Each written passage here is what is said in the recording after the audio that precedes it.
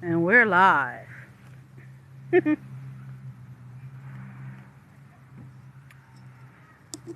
I titled this live Stress because I feel like that is the best explanation of how I feel and what I'm doing. I'm doing it stress. Go find them.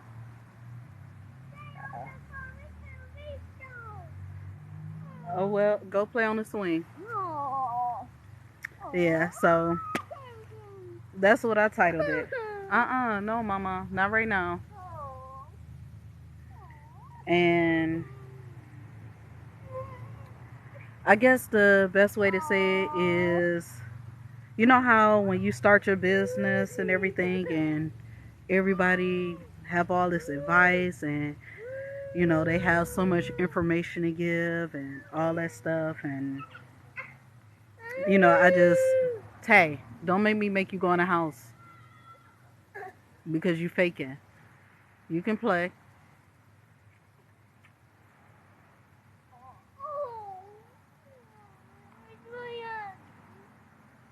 Okay, go play with your car or something.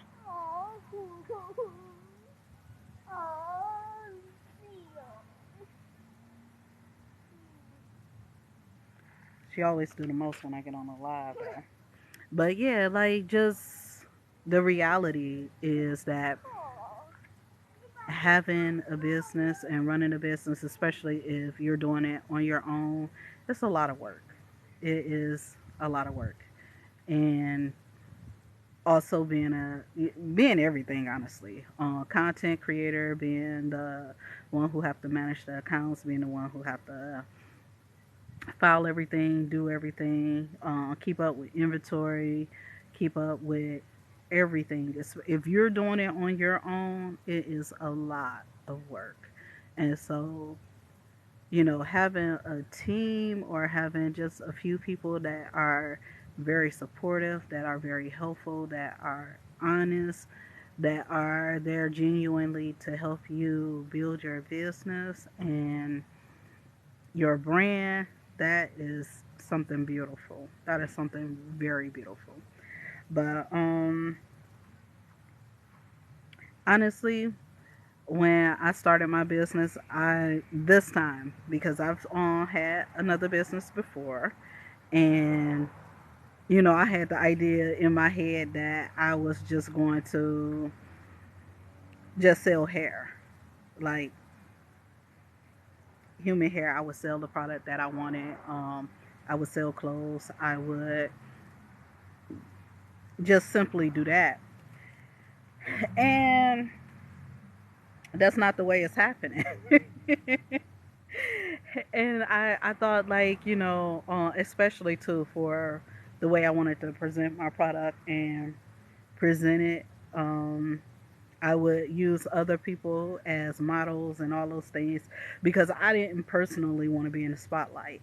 Um, I have my own insecurities that I've been getting over and have gotten over, and that I'm still working through, honestly. To sit up and say I got it all figured out is a lie, you know. So I guess I always feel like anyone who have a business, anyone who is working on building a business, anyone who has a brand, anyone who is alive actually during this time period, because it is so much that can be going on and so many things with different people. And so I always end up going back to this. And I hear people say so many things and it be so wrong. And I want to, for the most part, all the time say something, but sometimes it don't be. I don't feel like it's the right time to say something because it's their post, it's their whatever. So sometimes I don't say anything. But a lot of the times I see things that are very wrong. And the reason it's important is because it means people's lives. It means either your everlasting life or it means destruction. And some people, even if they know it's wrong, they're going to do what they want to do because they don't like light. They don't want to come to the light. They don't want the truth. They want their ears tickled. They want to hear what they want to hear and live their lives according to that. And there are people who are genuinely searching for the truth and genuinely living their life to the best of their ability to do what they know is pleasing to God and do things according to what they were taught. But the way they were taught may not necessarily be correct. So I always refer to the Bible. I always go to the Bible, tell the scriptures. And, if you follow along with me, you can write them down and you can always read the Bible yourself. I always let people know you can go to jw.org as well and, do research. You can do your own research. You can look up the scriptures. The Bible is on jw.org. Um, and honestly, it's an organization that's dedicated to teaching people about Jehovah, teaching people about God. And it's available in over 200 and something languages. So you can definitely go check it out. Um, I was actually doing research and everything. I'm always doing research. I pulled out my old Bible, the one that I used when I was a little girl. I used it for, I don't know, years and years. And then I have my new Bible, and I was just cross referencing the scriptures. Um, this one, my study Bible, it seemed to have more details, um, able to point to more scriptures, so I understand it a lot better. But this Bible right here, for me, I like this one too because it points to scriptures that this one isn't pointing to, and it had the same. How can I say it? It's not pointing to the same scriptures, but it still have like point to the same direction or meaning for the statement that's being made in the scripture. So I'm just gonna go ahead and start cross-referencing here. And I don't know. It might have been just for me because of the way I've been feeling and the way I was feeling. So I'm just gonna go from there. Okay. So I'm in the book of Job, chapter 38, and it says, "Then Jehovah answered Job out of the windstorm.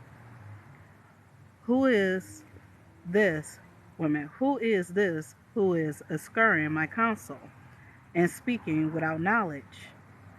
Brace yourself, please, like a man.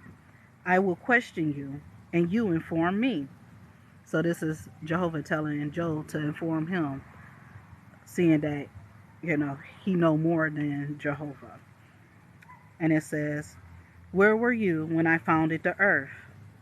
Tell me, if you think you understand.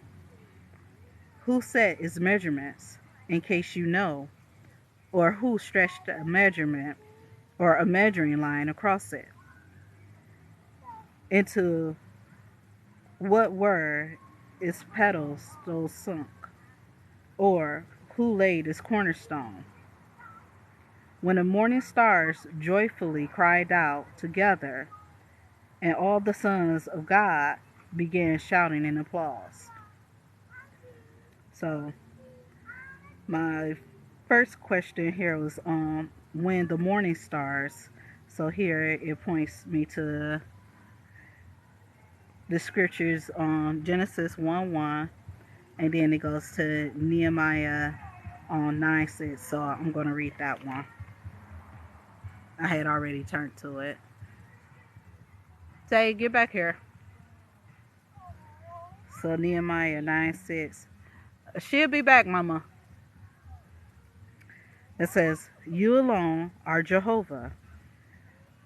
You made the heavens, yes, the heavens of the heavens, and all their army, the earth and all that is on it, the seas and all that is in them. And you preserved all of them alive. And the army of the heavens are bowing down to you. You are Jehovah, the true God, who chose Abram and brought him out of Ur of the Chaldeans and gave him the name Abraham." Well, I'm reading more than verse 6, but uh, you found his heart faithful before you. So you made a covenant with him to give him the land of the Canaanites, the Hittites, the Amorites, the Perizzites, the Jebusites, and the Ger, Gergesites. Oh, I might be saying that. I'm not even about to focus on it. To give it to his offspring, and you kept your promises because you are righteous. And so, even this scripture right here, him talking about Abraham, it have reference to the time period that we're living in, because Jehovah made a covenant with Abraham, and within that covenant, we know that's through the line of Jesus, through the line of which is also the archangel Michael, which is also the first of all of Jehovah's creation. So everything was created for Jesus and through Jesus, but also how Abraham, as a human, as a man, had built this relationship with Jehovah and was counted as faithful. So Jehovah made a covenant with him and his offspring. So this reached down even to the time period that we live in. So I'm going to go back to Job, and I'm going to look at some of the other scriptures that's in connection to it. So in Job chapter, verse 7 is chapter 38, verse 7. It talk about morning stars, so it's a S, and so that's more than one. But also, and it says, "in all the sons of God." So they were shouting in applause. They're in heaven. They're shouting in applause. So we're going to look more into what it's talking about. So also with morning stars, it refers to Revelation 22 verse 16. So I'm going to go there now.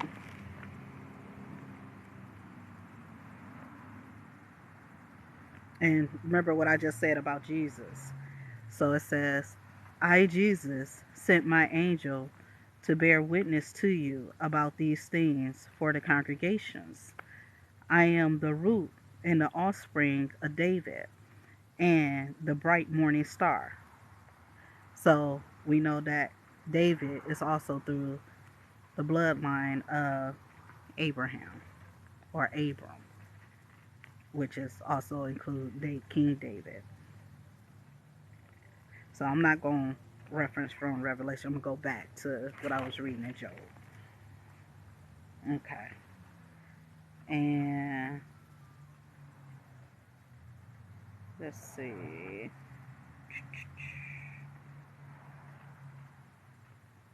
Now, I didn't go through all these scriptures and everything before I came on here and started reading. I was reading myself, and I was like, let me just go ahead and do a live. I haven't done one in a while. I haven't spoke or said anything in a while, so let me go ahead and go through that.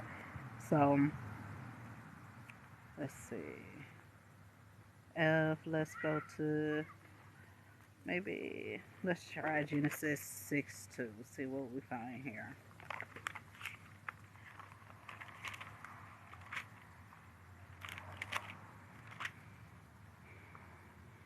Okay, and then it says, "Then God said to Moses, I am Jehovah." So That's all the way. Did I say Genesis? Where did I go to? Nope, I said Genesis. Okay, I'll end up in Exodus 6 2. My bad. Let me go to Genesis.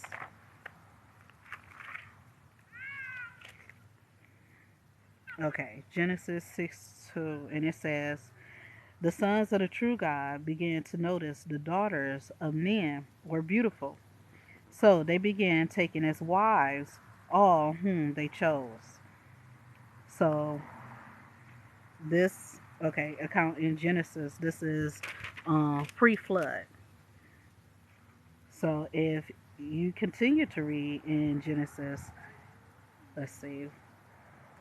Matter of fact, that was verse 2. I'm going to keep reading. It says, then Jehovah said, my spirit will not tolerate man indefinitely because he is only flesh.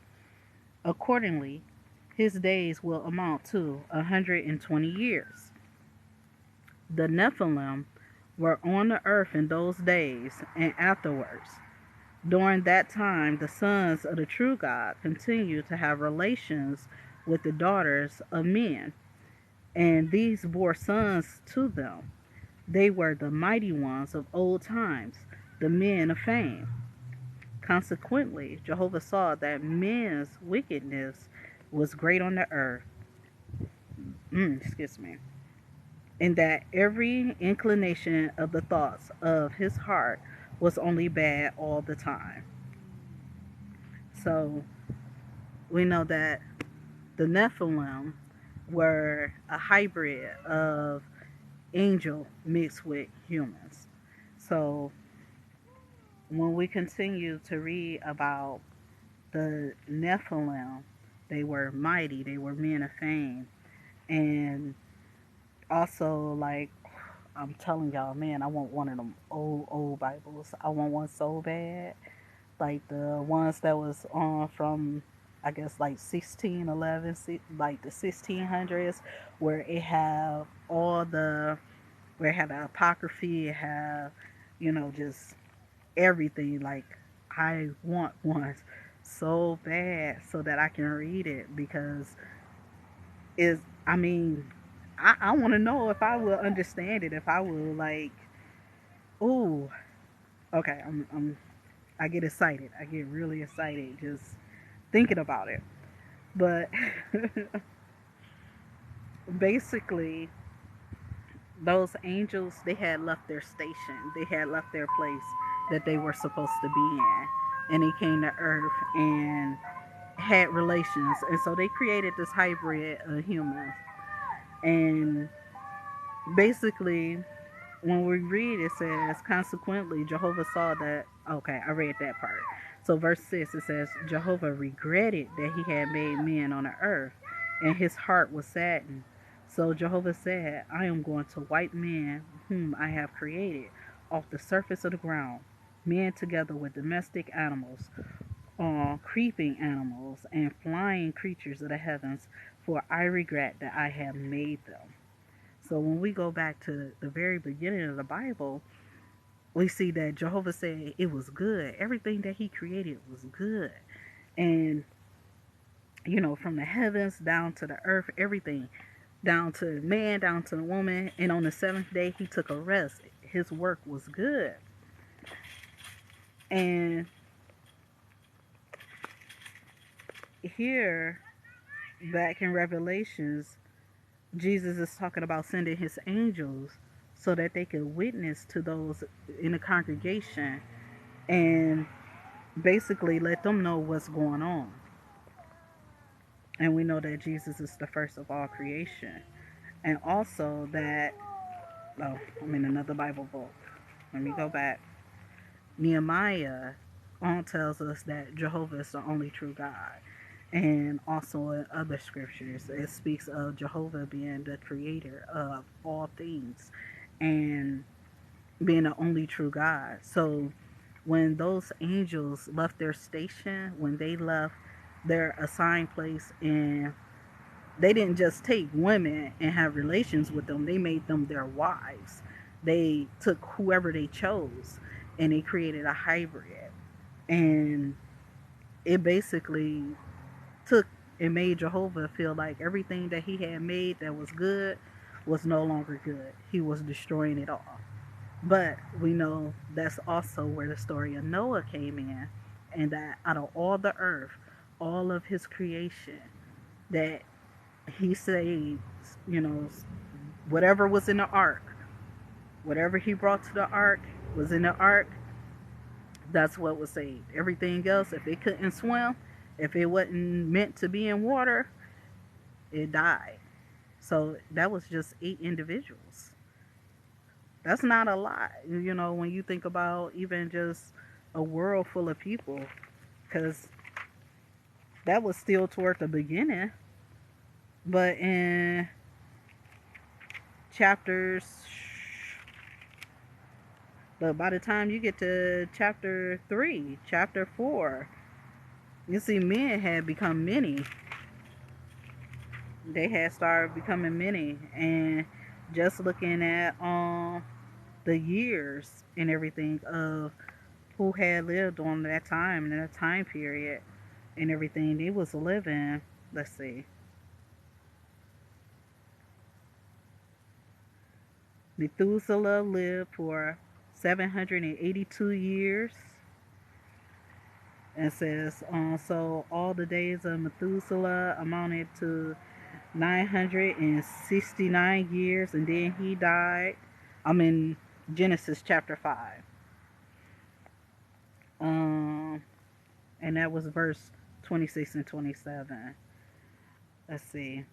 Go to verse 30 in chapter 5. It says, after becoming father to Noah, Lamech lived for 595 years, and he became father to sons and daughters. So all the days of Lamech amounted to 777 years, and then he died. So they was having kids for a long time too. He died. He was having kids. He is 600 and something. He died at 777. He was having kids for a long time. And then it says after Noah reached 500 years of age, he became father to Shem, Ham, and Japheth. After 500 years. So he had lived a long time before he started having kids. But down in verse 6, when those spirit sons came and started having relations with the daughters of humans, which is men, because they were beautiful, Jehovah cut the years to 120 years. And we know that in the time that we live in, if you live to be 70 or 80, that's considered a long time. That's considered mighty. You're considered a very strong person. So all these things, going back to, the beginning, talking about Adam and Eve, when they partook of the fruit from the tree of knowledge and good and bad, how that affected the course of what would happen to mankind, and all the challenges that these angelic creatures presented, not just to mankind, but also to the heavenly realm.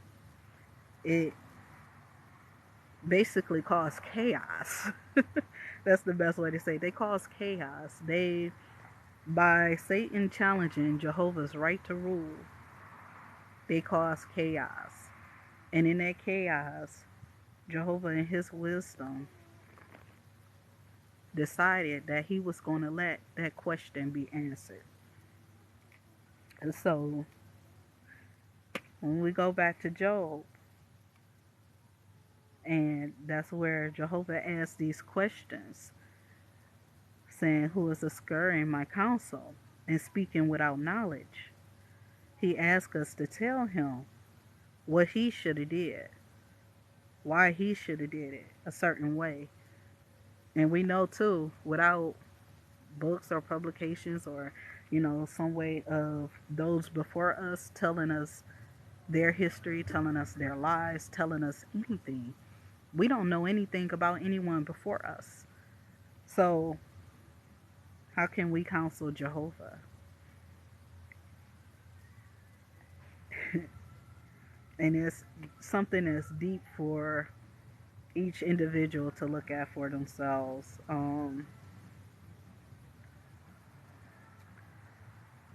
It's deep.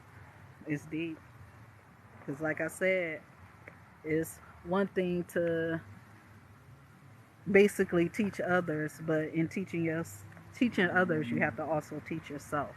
So when I get on here and I speak and I talk to people, I'm also teaching myself.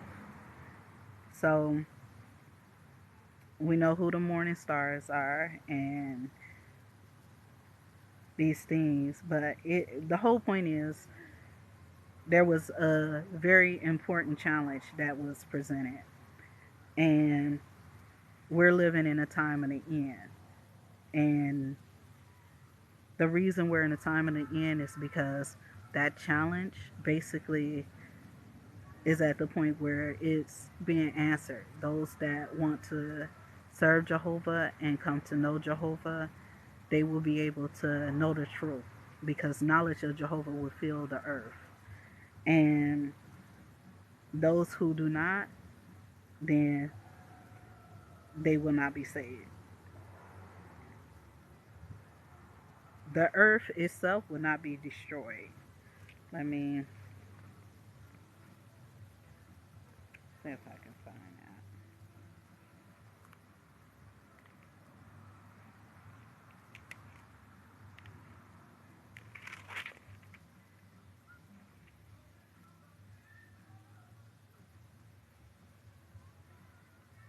Let's see.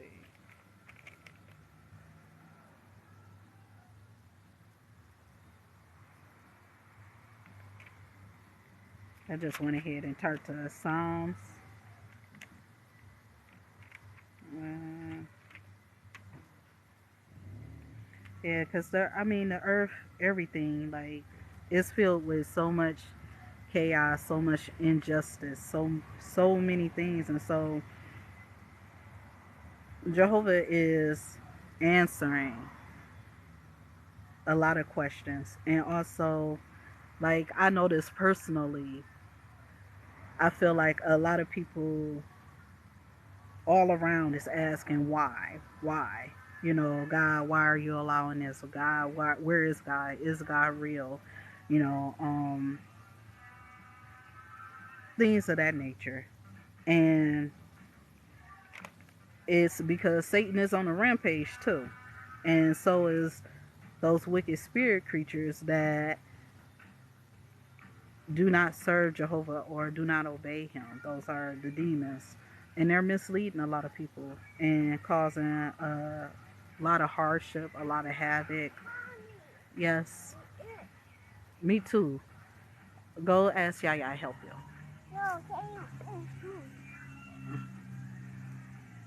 Yeah, so they're causing a lot of havoc and chaos.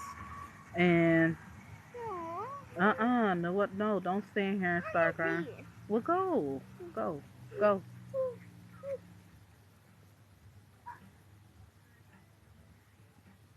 Trying to make sure she make it.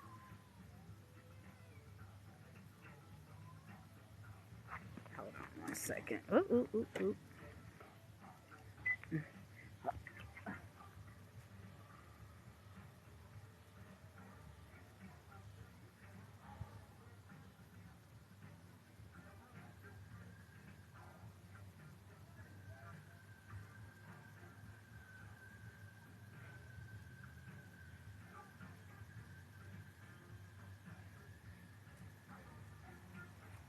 All right, all right. I'm back.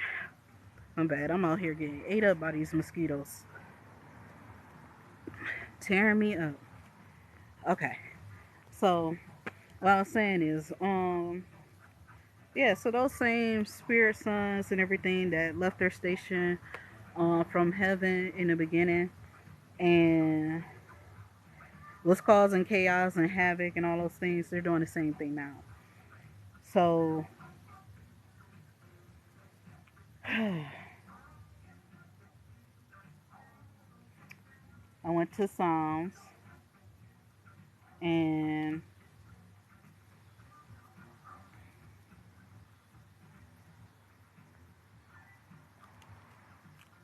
basically, I'm just going to read here. Psalms chapter 4, and it says, "When I call, answer me, O my righteous God. Make a way of escape for me in my distress. Show me favor and hear my prayer. You sons of men, how long will you turn my honor into humiliation? How long will you love what is worthless and search for what is false? Know that Jehovah will treat his loyal ones in a special way. Jehovah will hear when I call to him. Be agitated, but do not sin. Have your say in your heart upon your bed and keep silent. Offer the sacrifices of righteousness and trust in Jehovah. There are many sayings. Who will show us anything good? Let the light of your face shine upon us, O Jehovah. You have filled my heart with greater rejoicing than those who have an abundant harvest. I'm sorry. You have filled my heart with greater rejoicing than those who have an abundant harvest of grain and new wine. I will lie down and sleep in peace, for you alone, O Jehovah, make me dwell in security. So Jehovah protects those that love him from even those wicked spirit creatures and everything, those angelic, those demons. He protect his loyal ones, and he listened to their prayers. And and part of that too, you can't have like the symbols and the different things. And sometimes too, like it's a matter of how it's being used and how it was used, and if there is something attached to it. Because one, Jehovah doesn't want us using images to serve him. He doesn't want us um, using different things. He don't. And throughout the Bible, as you read, you'll see him speaking about the different gods, the different images, and the things that the Israelites and the nations and that the people were doing. And I guess I'm gonna do a live just breaking that down, because I was reading like after the flood, Jehovah had gave them permission to basically eat everything. Like they could eat whatever was available for them to eat, the animals and the vegetation. But yes, me too. I'm getting ate up too. But here, mommy, here, come here. Let me help you. I do too.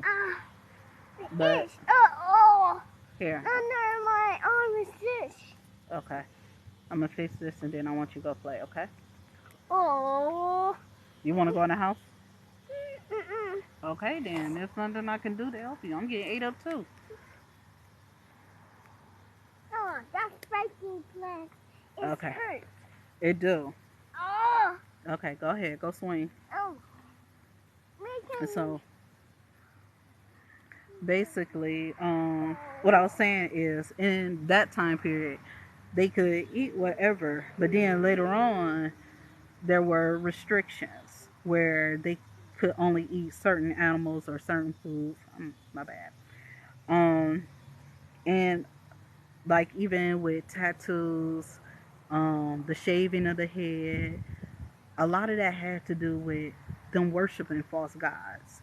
It wasn't because there was something wrong with it, but it's because of the rituals they were involved in, the things that they were doing that were uh, in line with false worship and them being disobedient to Jehovah. So I'm going to just write that down and everything and go over the scriptures and break that down, because I did that in my own time, in my own study, but just that. So I feel like right now, like I'm kind of like rambling, but I'm just gonna go ahead and read this right here because it's right here in front of me. Psalms chapter 7 and verse 9, it says, "Please put an end to the evil deeds of the wicked, but establish the righteous, since you are the righteous God who examines the hearts and the deepest emotions. God is my shield, the Savior of those upright in heart. God is a righteous judge, and God proclaims his judgment every day. If anyone will not repent, he sharpens his sword.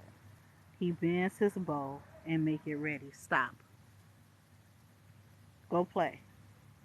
Go play. No, because you're going to knock my stuff over. These is trees. They are. He prepared his deadly weapons. He made ready his flaming arrow. Look at the one who is pregnant with wickedness.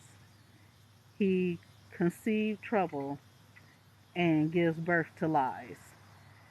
He, ex- ah, he excavates a pit and digs it deep, but he falls into the very hole he made.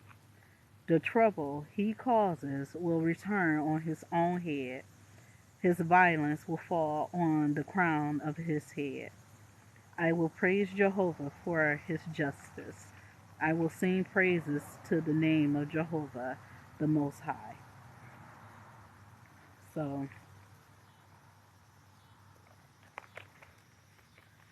those that's doing things and making false witnesses and claims that's not true, all those things is going to come back upon them.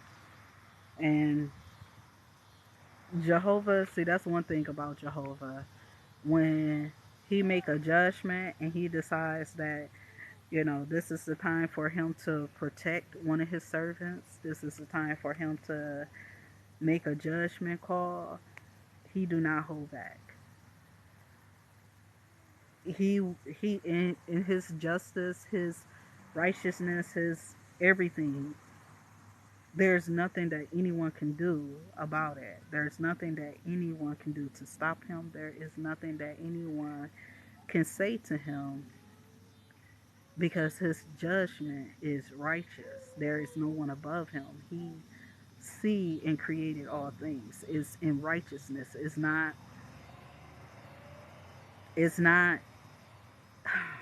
like ours.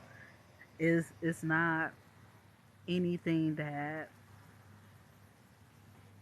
we ourselves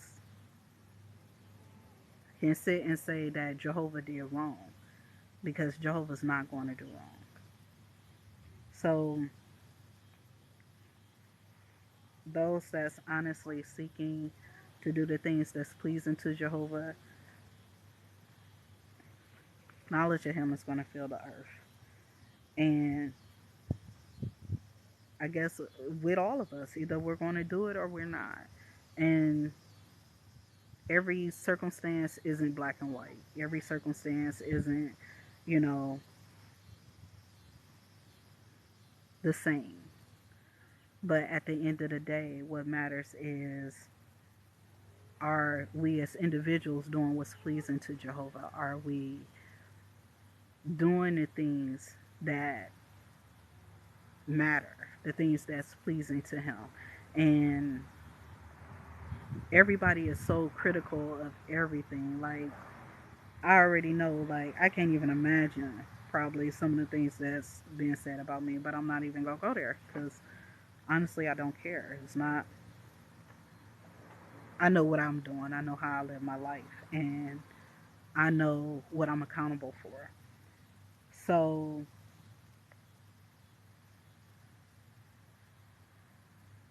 as each individual live their life and make decisions, it can be a trial that is, we call them two kind of trials. It's the kind that is subtle, it's a subtle attack where you may not easily recognize that it's really an attack. And then there's the attack that's right in your face where you have no question, no doubt that you're under attack. So we have to stay diligent, we have to stay prayerful, and keep doing research and look into Jehovah. Um, Look, I just so happen to turn it the scripture right here. Okay, this is Psalms 116. I'm just gonna start at the beginning of the chapter. It says, "I love Jehovah because He hears my voice, my pleas for help. For He inclines His ear to me, and I will call on Him as long as I live. The ropes of death encircled me; the grave had me in its grasp. I was overcome by distress and grief, but I called on the name of Jehovah. O Jehovah, rescue me." Jehovah is compassionate and righteous. Our God is merciful. Jehovah is guarding the inexperienced. I was brought low and He saved me. Let my soul rest once again, for Jehovah has dealt kindly with me. You have rescued me from death, my eyes from tears, my feet from stumbling. I will walk before Jehovah in the land of the living. I had faith, I had faith, for I spoke. I was greatly afflicted. As for me, I panicked and said, "Every man is a liar." With what was I repay Jehovah for all the good He has done for me? I will take up the cup of salvation, and I will call on the name of Jehovah. I will pay my vow to Jehovah in the presence of all His people. Costly in the eyes of Jehovah is the death of His loyal ones. I beg you, O Jehovah, for I am your servant. I am your servant, the son of your slave girl. You have you have freed me from my bonds. I will offer to you the sacrifice of thanksgiving. I will call on the name of Jehovah. I will pay my vow to Jehovah in the presence of all His people, in the courtyard of the house of Jehovah. In your midst, O Jerusalem, praise Jah. If you keep going there, let me see. I'm like, which Bible am I reading out of? Hold on.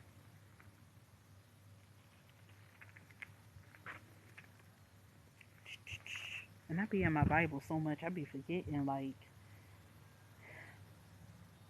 some of the scriptures, like where I read certain things. But I tell y'all, it be so on time for me. It be so on time.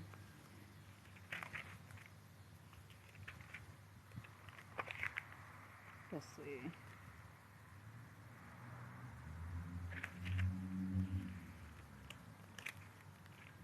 hmm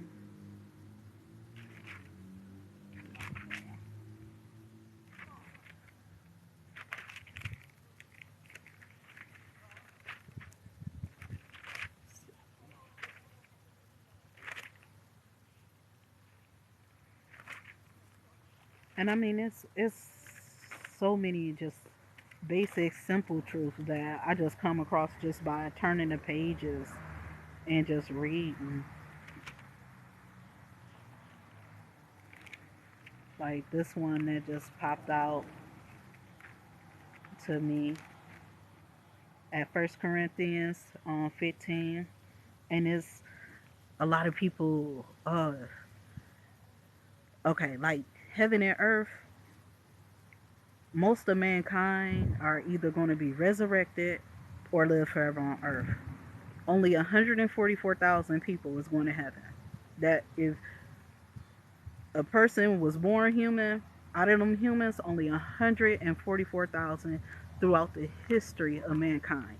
All the rest are earth.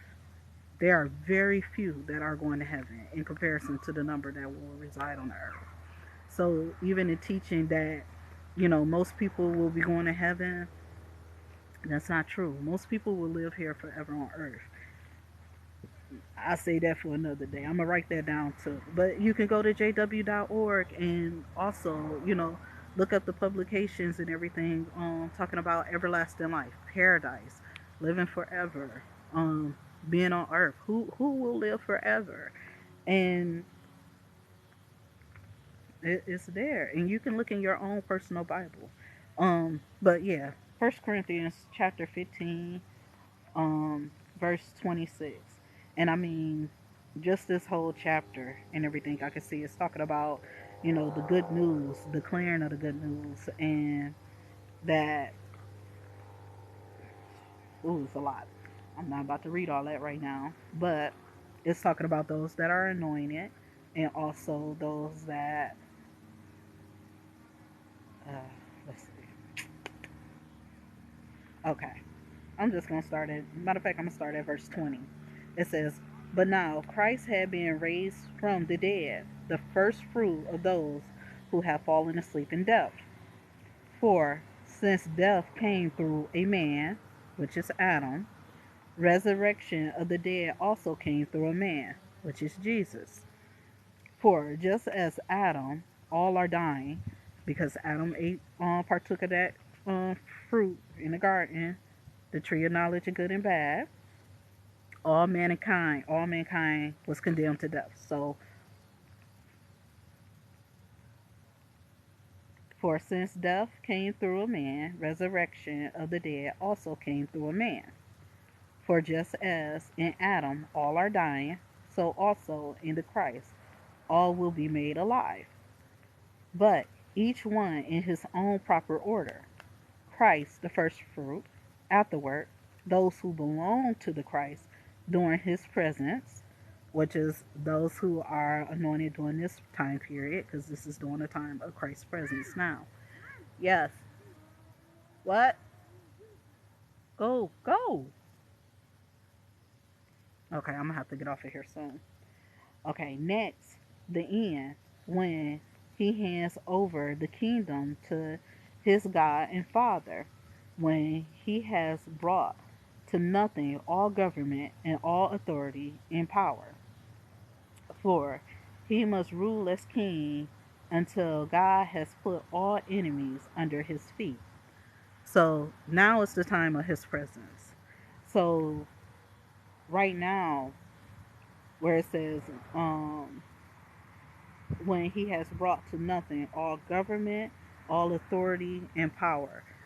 That's the system of things. That's the way that things are running. That's the government that exists now.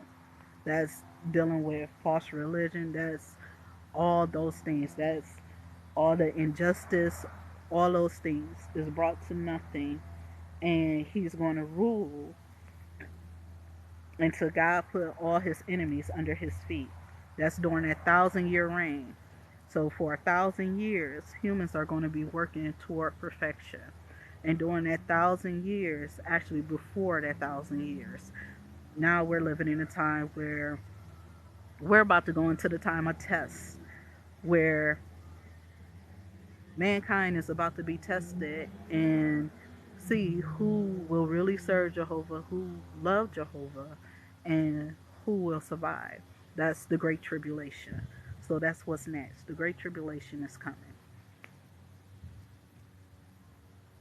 And it says, "And the last enemy, death, is to be brought to nothing." So after that 1,000-year reign, that's when the last enemy, death, is to be brought to nothing. So after that, it will be a final test. And those who survive the final test, that's when paradise will actually start. That's where every everlasting life began. That's a lot in one sentence. But death will be brought to nothing, and it won't be by means of everyone on earth going to heaven. It will be by means of those who were selected and chosen to go to heaven to help usher in this new kingdom, and those who were selected to live forever on earth, to live forever on earth the way that God intended from the beginning with Adam and Eve in a paradise earth. So I guess to say that, it is irritating seeing people spread false truths because that is someone's life. That is someone's everlasting life, possibly. And I guess what it comes down to is, you know, we just have to be careful to who we listen to. And yeah, so I'm going to keep coming on here. I'm going to keep on doing this because I'm supposed to. But I'm using my Bible. So, I'm going to say, verse 27 says, "For God subjected all things under his feet." But when he says that all things have been subjected, it is evident that this does not include the one who subjected all things to him. So basically, it doesn't include Jehovah subjecting himself to Jesus. But when all things will have been subjected to him, then the Son himself will subject himself to the one, which is Jehovah, who subjected all things to him, that God may be all things to everyone. So Jesus is also going to give the kingdom back to Jehovah because that's who it was supposed to be with in the first place.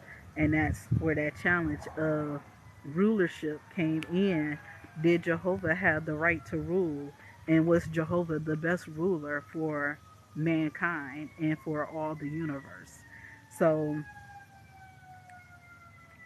in this scripture, when Jesus give the kingdom and everything back to Jehovah and subject everything back to Jehovah, is because that challenge has been presented, it has been concluded, and basically it's like case closed.